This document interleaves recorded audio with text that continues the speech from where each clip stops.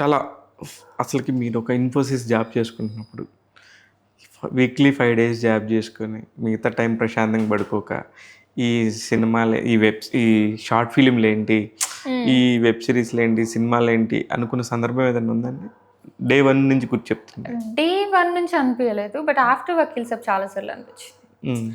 After before Vakeel Saab వరకు I was like I have to do it, I have to make it big అన్నట్టు అనిపించింది. But after Vakeel Saab real ఇండస్ట్రీలోకి వచ్చాను నేను. అప్పటి వరకు కొంచెం ఇప్పుడు మల్లేశం తీసుకున్న మా సాఫ్ట్వేర్ డైరెక్టరే కొంచెం సిమిలర్గా ఉండేది. తర్వాత ప్లేబ్యాక్ అలా ఆడుతూ పాడుతూ చేస్తాము, అందరూ మంచిగా క్యూట్గా చూసుకున్నారు. వకీల్ సాబ్ చిన్న అమ్మాయిని కదా అలా చూసారు. బట్ ఆఫ్టర్ వకీల్ సాబ్ ఏమైంది, రియల్ ఇండస్ట్రీలోకి వచ్చినట్టు అనిపించింది. సో నా మీద ఆర్టికల్స్ రావడం, రూమర్స్ రావడం, లేకపోతే ఏది చేసినా ఏదో ఒకటి అనే పీపుల్ రావడం స్టార్ట్ అయింది లోపలికి. సో అక్కడ నుంచే కొంచెం industry colours, true colours, people ఎలా ఉంటారు, ఎలా బిహేవ్ చేస్తారు, ఎలా యూజ్ చేసుకోవాలనుకుంటారు అవన్నీ తెలిసినప్పుడు ఎందుకు ఇక్కడికి వచ్చాము, హ్యాపీగా సాఫ్ట్వేర్ జాబ్ చేసుకోవచ్చు కదా అని అప్పుడు అనిపించింది.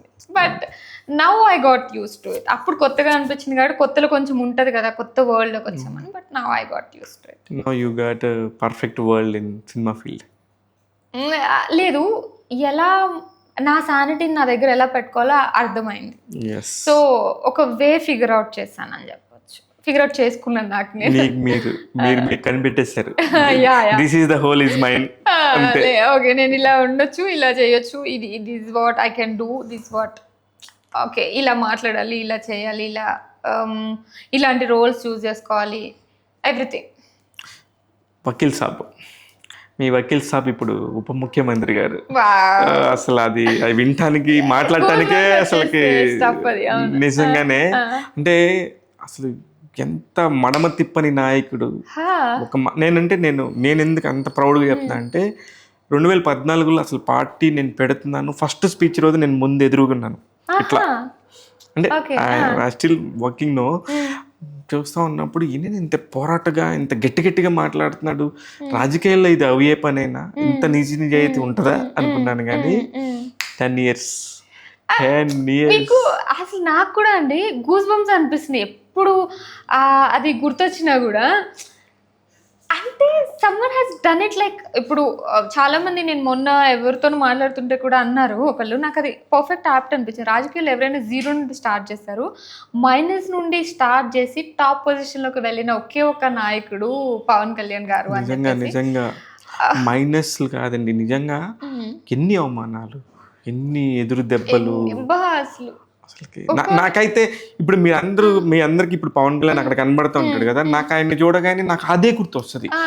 ఇట్లా ఊగిపోతా ఆ రోజు ఒక గ్రీన్ కలర్ టీ షర్ట్, ఒక గ్రీన్ కలర్ షర్ట్ ఫస్ట్ వేసుకొని ఇలా పట్టుకుని ఆ జెండా ఇలా పట్టుకొని, ఇది నా లాస్ట్ 5 years లో కూడా అండి ఎన్ని చూసారు అసలు. అన్ని చూసి దాటుకొని వచ్చి ఉప ముఖ్యమంత్రి అయ్యారంటే ఆ చిరంజీవి సార్ వాళ్ళ ఇంటికి వెళ్తారు కదా, ఆ వీడియో ఎన్నిసార్లు చూసినా అది ఇంకా ఒక ఇన్స్పైరింగ్ గా అనిపిస్తుంది.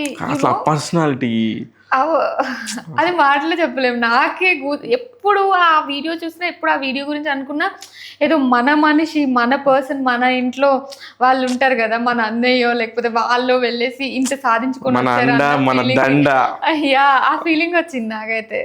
నిజంగా కూడా అండి, నిజంగా ఆయనతో ఉన్నప్పుడు కూడా ఎప్పుడు మాట్లాడినా కూడా హిస్ అంతే వాముతుంటది.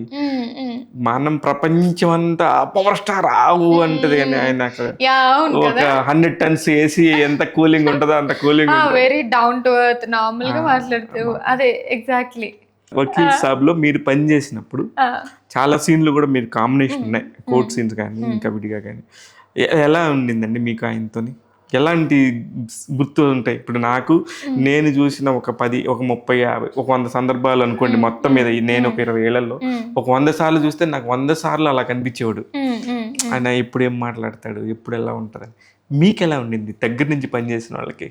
నాకు పవన్ సార్ అండ్ వకీల్ సాబ్ అనగానే ఒక 2 ఇన్సిడెంట్స్ గుర్తొస్తాయి. ఒకటి ఏంటంటే అప్పటికి నాకు అసలు ఎవరు స్టార్స్ ఎవరు తెలీదు, నేను ఎవరిని చూడలేదు, ఎవరితో మాట్లాడలేదు, I have no idea. First time నేను I felt like okay power star full aura ఉంటుంది, పవర్ స్టార్ వస్తున్నారు ఈరోజు సెట్కి అంటే ఎలా ఉంటుంది అని. ఆయన చాలా సింపుల్గా చాలా ఇప్పుడు బౌన్సర్స్ కూడా తెచ్చుకోలేదు లోపల సెట్కి, అంటే బయట ఉన్నారు బట్ ఆయన లోపలికి నార్మల్గా ఒక్కళ్ళే నడుచుకుంటూ వస్తే వెనక ఒక 2-3 స్టాఫ్ నార్మల్ మేమందరూ ఎలా వచ్చి అలా వచ్చేసరికి ఐ వాజ్ షాక్డ్, ఏంటి ఈయన నార్మల్గానే ఉన్నారు అని చెప్పి. అంటే తోడు ఒక స్టార్ అంటే ఇంకేం చేస్తారు అని అనుకున్నా. సో అది very down to earth person అండి. నాకు అది చూడగానే చాలా యూనో ఒక కాన్ఫిడెన్స్ వచ్చింది. ఓకే అప్పటి వరకు భయం ఉండేది, ఒక స్టార్ కదా మనం యాక్టింగ్ చేయాలి ఎలా ఉంటుంది అని చెప్పేసి అలా వాక్ చేసుకుంటూ వస్తుంటే బాగా అనిపించింది. అండ్ నెక్స్ట్ ఏంటంటే పవన్ సార్కి మాకు కోర్ట్ సీన్స్ అవుతాయి కదా, అప్పుడు నేను పవన్ సార్ మేబీ ఏదో సీన్లో పక్కనే కూర్చున్నాం అనమాట. అప్పుడు మాట్లాడుతున్నప్పుడు మేబీ ఆయన అప్పుడు ఇప్పుడున్న అమ్మాయిల మెంటాలిటీ ఎలా ఉంటుంది, నార్మల్ అమ్మాయిల మెంటాలిటీ అని తెలుసుకోవాలనుకున్నా. I don't no.